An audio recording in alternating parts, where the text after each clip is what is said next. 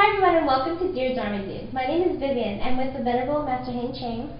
And my special guest today is Peter. Peter, did you have a question for the Master? Yes. I was going to ask you how to be faithful with one person in a relationship. That's an interesting question. It's pretty difficult for me to answer, right? Because I don't have a person to be faithful to, because I'm as a monk. However, here is some tips maybe can help you. Okay. Maybe not, don't know. But when you are in a relationship, there are stages.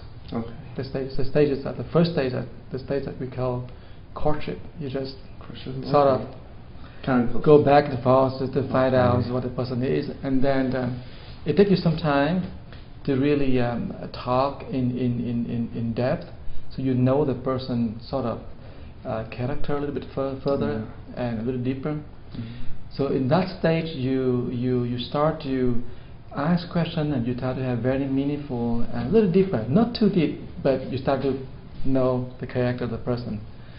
And after you get into a little deeper, then maybe you can see that something that you can tolerate, something you cannot, something you like, something you dislike. Then certain in that moment here, it's kind of give and take. You're not sure what's going on yet. And what happens if you feel you like it so much? What do you do?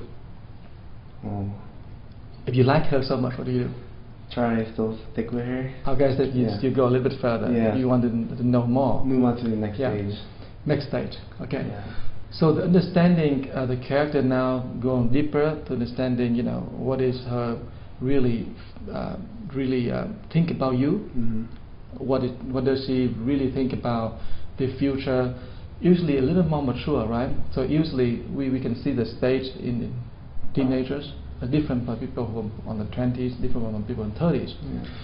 So if you are teenagers and about going to college, the whole different.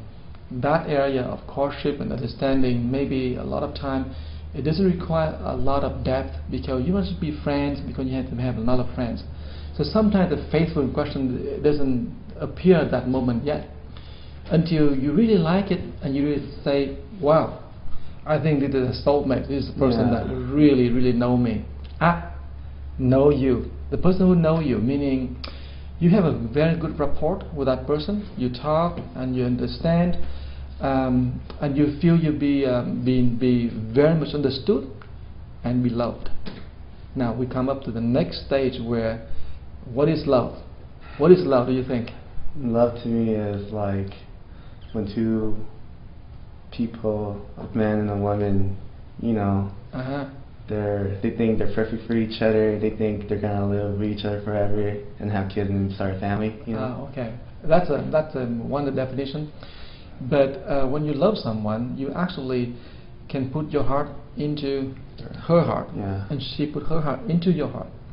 So you create what we call trust, because if you put your heart in there, you can't do anything wrong. She put her heart in yours, you can't go wrong. She cannot do anything wrong, right? So the trust is a very, very key thing.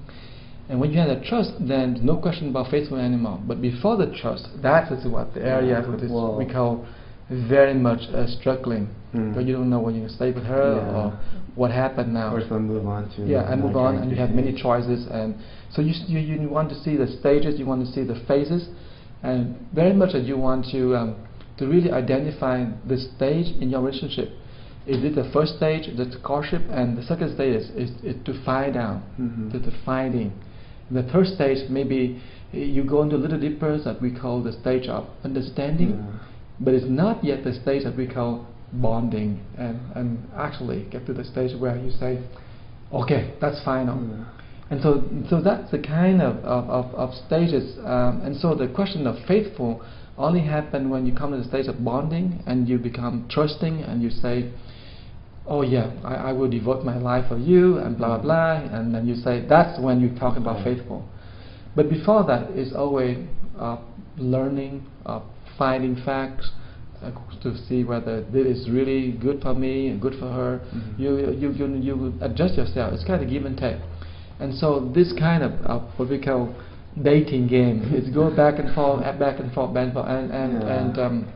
sometimes the problem is because the sex get involved. And now the question now no longer like we just talked about. I'm talking about that's ideally. But now when the sex gets involved,